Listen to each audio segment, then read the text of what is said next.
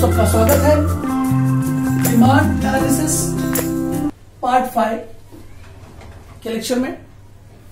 हमारा अगला प्रश्न है explain the factor influencing demand for a commodity और what are the determinants of demand. पहले क्वेश्चन होता था what are the determinants of individual demand और what are the determinants of market demand, but here in this question उसको combine कर दिया गया है। तो अगर एग्जाम में क्वेश्चन आता भी है what are the determinants of individual demand, तो आप इसमें से वही पॉइंट ले लेंगे जो इंडिविजुअल डिमांड्स को लेके रिलेट करके एक्सप्लेन किया गया है, रिलेट करके एक्सप्लेन किया गया है। तो देखिए आंसर पहला पॉइंट हमारा है following are the determinants of demand. First point is price. Remember that price is one of the most important factor which determine the demand for product or commodity.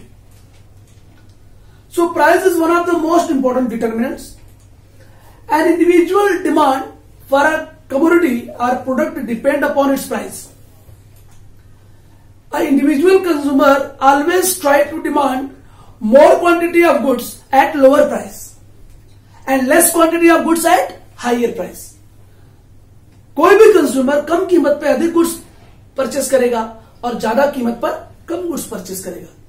तो किसी भी कमोडिटी की जो price है काफी हद तक उस गुड्स की डिमांड को प्रभावित करती है, निश्चित करती है, डिटरमाइन करती है। तो ये बहुत ही अच्छा पॉइंट था। Price is one of the most important determinants of demand and individual demand for a commodity greatly depends upon its price. If the price of a commodity is higher the individual would demand less quantity and vice versa। मतलब इसका उल्टा कर लीजिए आप कि अगर price कम रही तो फिर क्या होगा। यहां पर क्या बोला है, price of a commodity is higher, higher price पर वो लेस डिमांड कर रहा है। तो इसका मतलब क्या होगा, लेसर प्राइस पर वो ज्यादा क्वांटिटी डिमांड करेगा। So demand for any commodity depends upon price of a commodity. Next point, income. Demand for any commodity also influenced by income of an individual. अगर एक इंडिविजुअल कंज्यूमर के पास या एक individual person के पास ज्यादा income होगी तो एब्सोल्युटली वो ज्यादा डिमांड करेगा। अगर उसके पास कम इनकम होगी तो कम डिमांड करेगा। देखो एक बात और मैं यहां पे आपको बताना चाहता हूं कि एक बहुत इंपॉर्टेंट डू यू एग्री आता है। Do you agree with reason. Demand for any commodity depends upon price only. तो price is no doubt, price is one of the most important factor but not the only factor. There are so many factors which influence the demand for commodity. तो ये बात ध्यान रखना, price one of the important factor है but only factor नहीं है। So income of the consumer, अगर ज्यादा इनकम होगी कंज्यूमर के पास तो डिमांड ज्यादा होगी, कम इनकम होगी तो कम डिमांड होगी।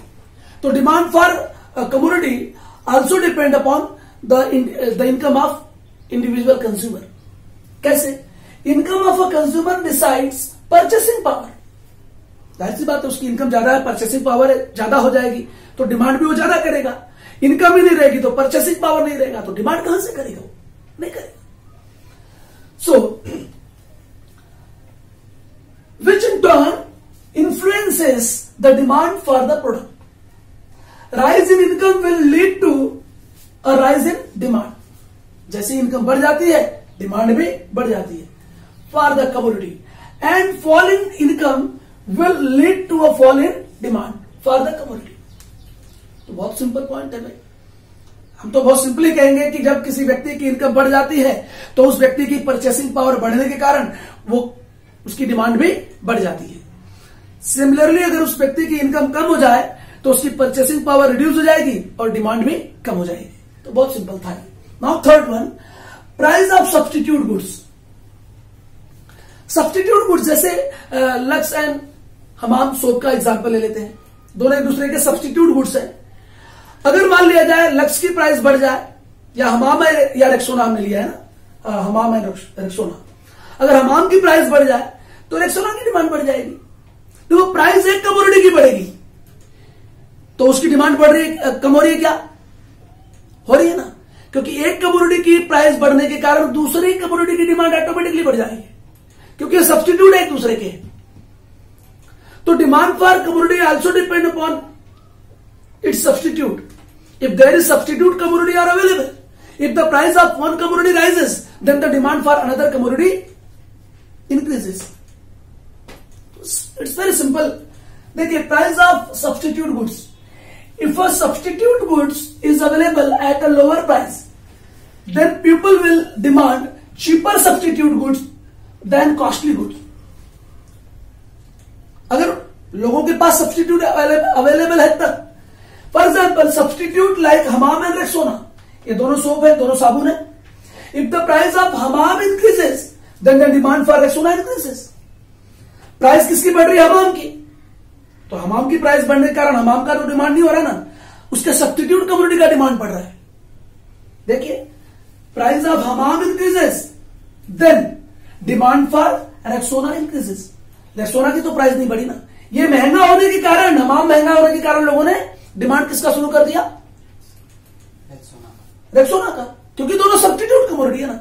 तो ये इसमें ध्यान रखना है, सब्स्टिट्यूट में क्या ध्यान रखना है, प्राइस ऑफ सब्स्टिट्यूट गुड में क्या ध्यान रखना है। दो सब्स्टिट्यूट गुड्स होंगे, अगर एक की प्राइस बढ़ेगी तो दूसरे की डिमांड बढ़ेगी, ऐसा। अगर पहले की प्राइस कम हो जाए तो ऑटोमेटिकली दूसरी कमोडिटी को डिमांड करने की बजाय कंज्यूमर क्या करेगा, पहली कमोडिटी को डिमांड करना शुरू कर देगा, क्योंकि एक दूसरे के सब्स्टिट्यूट है। Next point, price of complementary goods. Complementary goods are those goods which are jointly demanded. पहली बात, complementary goods are those goods which are jointly demanded. जैसे हम बात करें कार एंड पेट्रोल, भाई अगर कार की प्राइस बढ़ जाएगी तो पेट्रोल की डिमांड अपने आप कम हो जाएगी। लोग जब कार की प्राइस बढ़ेगी तो लोग कार परचेस करना बंद कर देंगे। अब कार ही नहीं लेंगे तो फ्यूल या पेट्रोल क्यों डिमांड करेंगे? लोग नहीं करेंगे। देखिए ध्यान से, price of complementary goods, change in the price of one commodity would also affect the demand for other commodity. जैसा मैंने अभी एग्जाम्पल में कहा आपसे, एक की प्राइस में चेंज होने के कारण दूसरे गुड्स की जो प्राइस है वो भी अफेक्ट, जो दूसरी गुड्स की डिमांड है वो भी क्या हो जाती है, अफेक्टेड हो जाती है, प्रभावित हो जाती है। For example car and fuel, if the price of fuel rises then demand for car will fall. Fuel की कीमत दिन प्रतिदिन बढ़ती जाए तो लोग बोलेंगे भाई कार नहीं खरीदना है, फ्यूल बहुत महंगा हो गया है। तो ये demand for commodity also depend upon price of complementary goods. आगे के हम फर्दर पॉइंट्स देखते भी हैं। तो हमारा अगला डिटरमिनेंट है नेचर ऑफ प्रोडक्ट।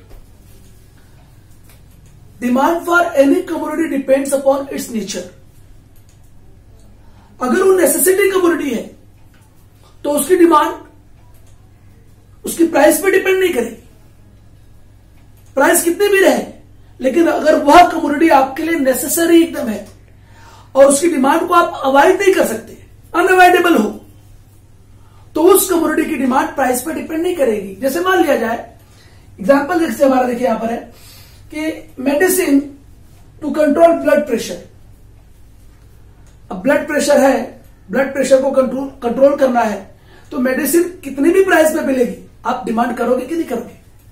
करोगे, आप दूसरी करोगे। तो कभी कभी जो नेसेसिटी कमोडिटी होती है ना, उस कमोडिटी की जो डिमांड होती है उसकी प्राइस पर डिपेंड नहीं होती है। तो nature of product, if a commodity is a necessity and it use is unavoidable, उसका यूज जो है उसको हम अवॉइड नहीं कर सकते, then its demand will continue to be the same irrespective of the corresponding price. Irrespective of the corresponding price मतलब corresponding, उसकी corresponding price पर उस कमोडिटी की डिमांड डिपेंड नहीं करती है। प्राइस भले जो भी हो, लेकिन डिमांड होगी ही होगी अगर कमोडिटी नेसेसरी है तो। फॉर एग्जाम्पल जैसा आपने देखा medicine to control blood pressure. Next one, size of population.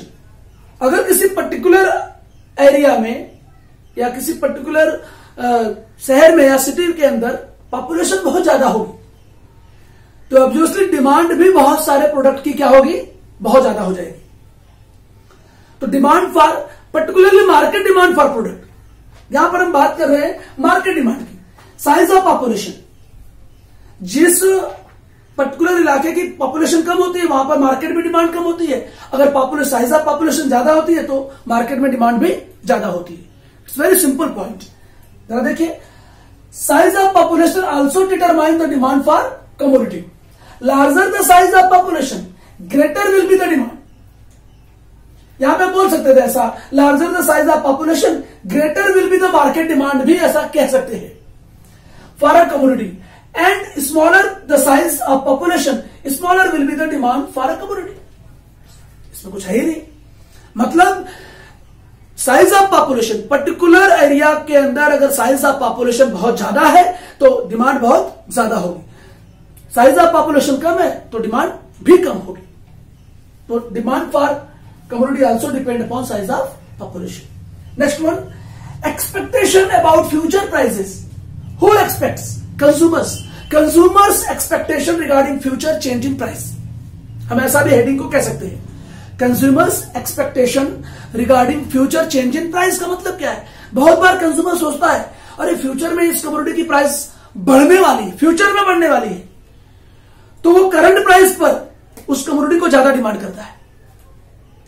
और उसी कंज्यूमर को अगर ऐसा फील होता है, एक्सपेक्टेशन ऐसा रहता है, अनुमान ऐसा रहता है कि फ्यूचर में प्राइसेस क्या होने वाली, कम होने वाली है, तो प्रेजेंट में even though at lower price वो ज्यादा कमोडिटी को परचेस नहीं करता है, ज्यादा डिमांड नहीं करता है। तो ये भी एक बहुत बड़ा कारण है कि कंज्यूमर का एक्सपेक्टेशन भी कमोडिटी की डिमांड को कम या ज्यादा कर देता है। जैसे देखिए, if the consumer expect the price to fall in future, consumer को ऐसा अनुमान लगता है, होता है कि वो फ्यूचर में प्राइसेस कम होने वाली हैं कमोडिटी की, he will buy less in the present at the prevailing price. मौजूदा प्राइस पर वो कम कमोडिटी परचेस करेगा क्योंकि उसको लगता है कि अरे फ्यूचर में तो प्राइस क्या होने वाली है, और भी कम होने वाली है। If he expects the price to rise in future, अगर उसे ऐसा लगता है, उसको अनुमान ऐसा लगता है, अंदाजा ऐसा लगता है कि फ्यूचर में कीमतें बढ़ने वाली है, he will buy more in the present at the prevailing price। मतलब मौजूदा प्राइस, प्रिवेलिंग प्राइस मतलब मौजूदा कीमत पर, मतलब मौजूदा कीमत उस गुड्स की डिमांड को प्रभावित नहीं कर रही है। कंज्यूमर का ऐसा एक्सपेक्टेशन, ऐसा अनुमान है कि भविष्य में इसकी कीमतें गिरने वाली है। तो इसका मतलब क्या हुआ यहां पर, कंज्यूमर के एक्सपेक्टेशन पर भी किसी गुड्स का डिमांड डिपेंड करता है। Next one, advertisement and salesmanship. Advertisement creates impression in the mind of consumer that the already used product, that the substitute product which is used by the consumer is not as much as good the advertised product। मतलब कहने का मतलब क्या है कि जो consumer पहले से जो गुड्स यूज कर रहा है वो इतना अच्छी क्वालिटी का नहीं है जो कि एडवर्टीज गुड्स का क्वालिटी अच्छा है। तो एडवर्टीजमेंट में यह बताने की कोशिश की जाती है, कंज्यूमर की दिमाग पर हैम्परिंग की जाती है बार बार एडवर्टीज करके कि आप जो प्रोडक्ट इस्तेमाल कर रहे हो वो बेहतर नहीं है, ये जो प्रोडक्ट दिखाया जा रहा है यह बेहतरीन है। तो ये जो इंप्रेशन है कंज्यूमर की डिमांड पर क्रिएट करने की कोशिश की जाती है और उसकी डिमांड को बढ़ाया जाता है। जैसे देखिए, advertisement and salesmanship creates an impression on the mind of consumer that the advertised product are better than their substitute। मतलब जो कंज्यूमर पहले से गुड्स इस्तेमाल कर रहे हैं उससे कहीं बेहतर या बेहतरीन है एडवर्टाइज किया गया product. Thus they can change individual preference। इसलिए एडवर्टाइजमेंट की वजह से एक इंडिविजुअल व्यक्ति की प्रेफरेंस चेंज हो जाती है in favour of the advertised product and thereby increase the demand for advertised product. Advertised product की डिमांड क्या होती है, इसके द्वारा बढ़ जाती है। मतलब ये मान लीजिए कि जिस प्रोडक्ट की बार बार एडवर्टीजमेंट होती रहती है उसके फेवर में कंज्यूमर क्या आ जाता है, डिमांड करने लगता है।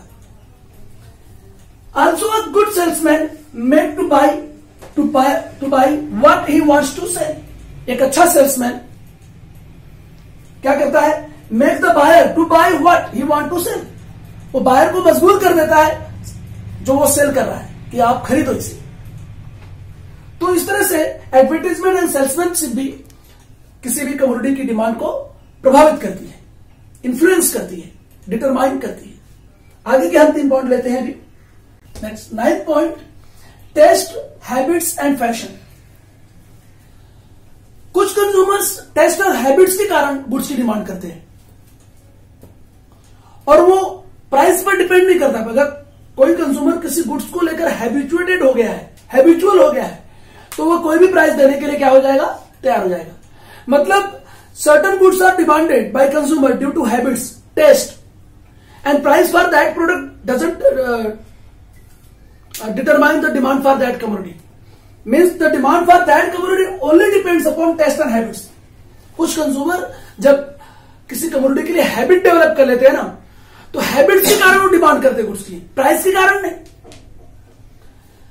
सिमिलरली फैशन के कारण, अगर कोई नया फैशन मार्केट में इंट्रोड्यूस होता है, newly introduce fashion in the market creates more demand for that fashion, क्योंकि लोग उसको खरीदने के लिए उतावले हो जाते हैं कि नया फैशन है, मेरे पास होना चाहिए। तो newly introduce fashion in the market have highly demand. जैसे देखिए, taste and habits of a consumer influences the demand for a commodity. Commodity की जो डिमांड है वो प्रभावित होती है कंज्यूमर के हैबिट और टेस्ट के कारण। If a consumer likes to eat chocolates और कंज्यूम टी, चॉकलेट खाना उसकी हैबिट हो गई एक तरह से, टी कंज्यूम करना भी उसकी क्या है, एक तरह से टेस्ट में ले लीजिए, उसे हैबिट में ले लीजिए। He will demand more of them, ज्यादा डिमांड करेगा उसकी, क्योंकि वो टेस्ट और हैबिट के कारण डिमांड करेगा, ना कि प्राइस के कारण। ध्यान रखना, प्राइस के कारण नहीं। Similarly when a new fashion hits the market, the consumer demands that particular type of commodity. कोई भी नया फैशन आता है और आउटडेटेड फैशन चला जाता है, तो लोग आउटडेटेड फैशनेबल कमोडिटी को प्रेफर नहीं करते। न्यूली इंट्रोड्यूस जो भी प्रोडक्ट होगा उसकी डिमांड मार्केट में ऑटोमेटिकली बढ़ जाती है, इवन एट हायर प्राइसेस। देखिए ना, अगर हम बात करें ट्राउजर की बात करें, अगर कोई नया टाइप का अगर फैशन मार्केट में आ जाता है, ट्राउजर आ जाता है, तो लोग उसकी डिमांड ज्यादा करते हैं, इवन एट हायर प्राइसेस। और जो पुराना जो टाइप का अगर मौजूद रहेगा उसी टाइप का प्रोडक्ट, तो उसकी डिमांड नहीं लोग करते हैं, इवन वो सस्ता मिलता रहेगा तब भी नहीं करेंगे। तो ये न्यू फैशन का क्रेज होता है, इसके कारण डिमांड मार्केट में बढ़ जाती है, ना कि प्राइस के कारण। तो if a commodity goes out of fashion, then suddenly the demand for product tends to fall. अगर कोई कमोडिटी आउट ऑफ फैशन हो जाए तो उसकी डिमांड सडनली गिर जाती है। इवन वो कमोडिटी बहुत सस्ती मिलेगी तब भी डिमांड नहीं बढ़ेगा। जबकि लॉ ऑफ डिमांड क्या कहेगा कि जब प्राइस कम होती है तो डिमांड बढ़ना चाहिए। तो आउटडेटेड कमोडिटी या goes out of fashion commodity की प्राइस गिरने के बावजूद भी उसकी डिमांड नहीं बढ़ेगी मार्केट में, लेकिन न्यूली इंट्रोड्यूस जो फैशन है मार्केट के अंदर, उस गुड्स या प्रोडक्ट की डिमांड क्या हो जाती है, बढ़ जाती है। तो यह भी एक बहुत बड़ा डिटर्मिनेंट्स है डिमांड फॉर कमोडिटी के लिए। Next one, level of taxation. ये तो बहुत सिंपल है। अगर गवर्नमेंट गुड्स और सर्विसेज पर ज्यादा टैक्सेस चार्ज करेगी तो जाहिर सी बात है उसकी डिमांड कम हो जाएगी, बहुत ज्यादा महंगी होने के कारण। और अगर गवर्नमेंट लो टैक्सेस चार्ज करेगी और वो कॉस्ट इफेक्टिव कमोडिटी होगी तो इजीली मार्केट में सस्ती दाम पर उपलब्ध होगी और लोग उसकी डिमांड करेंगे। तो काफी हद तक किसी भी कमोडिटी की डिमांड जो है वो लेवल ऑफ टैक्सेशन पर डिपेंड करती है कि गवर्नमेंट ने क्या लेवल ऑफ टैक्सेशन उस कमोडिटी के लिए तय कर रखा है। देखिए, high rate of taxes on goods and services would increase the price of the goods और सर्विसेज। हाई टैक्स गुड्स और सर्विसेज पर जब हाई टैक्सेस लगेंगे तो जाहिर सी बात उनकी प्राइस बढ़ जाएगी। दस in turn would result in a decrease in demand. जैसा मैंने आपसे कहा कि जब ज्यादा टैक्सेस लगेगा किसी वस्तु पर, किसी सेवा पर, वस्तु कर और सेवा कर बढ़ जाएगा तो क्या होगा, वो वस्तु वो सेवा महंगी हो जाएगी, सर्विस टैक्स भी बहुत ज्यादा लगता है, तो महंगा होने के कारण उसकी डिमांड कम हो जाएगी। Decrease in demand for good और सर्विसेज एंड वाइस वर्सा, इसका उल्टा भी हो जाएगा। अगर मान लिया जाए government low level of taxation charge करती है, लेवल ऑफ टैक्सेशन बहुत कम अगर चार्ज करती है गुड्स एंड सर्विसेज पर, तो जब वस्तुओं और सेवाएं सस्ती उपलब्ध होती हैं तो उनकी डिमांड मार्केट में बढ़ जाती है। तो ये भी बहुत अच्छा पॉइंट है। Level of taxation also determine the demand for commodity या influence the demand for commodity. Apart from these points there are other factors which also determine or influence the demand for commodity. Climatic condition, favorable climatic condition है, there is if favorable climatic condition की वजह से production ज्यादा होगा, particularly agricultural product का, तो ज्यादा production होने से वो सस्ता होगा एग्रीकल्चरल प्रोडक्ट और उसकी डिमांड ज्यादा हो जाएगी। और अगर अनफेवरेबल क्लाइमेटिक कंडीशन है, तो देखिए फेवरेबल क्लाइमेटिक कंडीशन हो जाती है, तो आप देखते हैं इंडिया के अंदर खास करके ऑनियन की प्राइसेस वगैरह देखते हैं। अनफेवरेबल कंडीशंस की वजह से, क्लाइमेटिक कंडीशन की वजह से उसकी पैदावार पर इफेक्ट पड़ता है, और जब वो पैदावार कम होती है तो ऑटोमेटिकली जो ऑनियंस की प्राइसेस बढ़ जाती है मार्केट में। आपने बहुत बार फील किया होगा, देखा भी होगा, महसूस किया है। तो क्लाइमेटिक कंडीशन पर भी बहुत सारे कमोडिटी का डिमांड प्रभावित होता है, इन्फ्लुएंस होता है। सेकेंड है चेंजेस इन टेक्नोलॉजी। दो तरह की टेक्नोलॉजी होती है, एक आउटडेटेड मेथड ऑफ प्रोडक्शन होता है, एक एडवांस मेथड ऑफ प्रोडक्शन होता है। एडवांस मशीनरीज, एडवांस टेक्नोलॉजी के थ्रू अगर प्रोडक्शन होगा तो वो कॉस्ट इफेक्टिव होगा, उस कमोडिटी का कॉस्ट कम हो जाएगा, और कॉस्ट कम होने से उसकी डिमांड मार्केट में ज्यादा हो जाएगी। लेकिन अगर वही product outdated method of production से तैयार किया जा रहा है तो क्या होगा, कॉस्ट इफेक्टिव नहीं होगा, वो कॉस्ट बढ़ जाएगा। Old and outdated method of production से कॉस्ट ऑफ प्रोडक्शन क्या हो जाता है, बढ़ जाता है। If cost of production increases then the commodity और goods produced becomes costly, and costly goods market में कम डिमांड किया जाता है। इसके बाद गवर्नमेंट पॉलिसी, गवर्नमेंट्स की ट्रेड पॉलिसी है, फिस्कल पॉलिसी है, फाइनेंशियल पॉलिसी है, ये सब काफी हद तक इन्फ्लुएंस करती है कंज्यूमर की डिमांड कमोडिटी के लिए। नेक्स्ट पॉइंट है कस्टम्स एंड ट्रेडिशंस। फेस्टिवल्स भी ले सकते हैं इसके अंदर, रीति रिवाज, कस्टम मतलब रीति रिवाज, ट्रेडिशन मतलब परंपराएं। हमारे देश में बहुत सारे फेस्टिवल्स होते हैं, रीति रिवाज होते हैं, जिसमें मार्केट में बूम हो जाता है अचानक। जैसे हम बात करें दिवाली सीजन की बात, तो दिवाली सीजन में सब कोई मार्केट में जाते हैं, डिमांड करते हैं। फेस्टिवल सीजन में ऑटोमेटिकली मार्केट डिमांड बढ़ जाती है, तो मार्केट में सर्टन गुड्स की डिमांड जो है वो कस्टम्स एंड ट्रेडिशंस के कारण बढ़ जाती है। तो these are the factors which influence the demand for commodity. So हम नेक्स्ट क्वेश्चन में देखेंगे law of demand, next lecture में देखेंगे law of demand, and till then आप सब लोग अच्छी तरह पढ़ते रहिए, समझते रहिए, खुश रहें, धन्यवाद।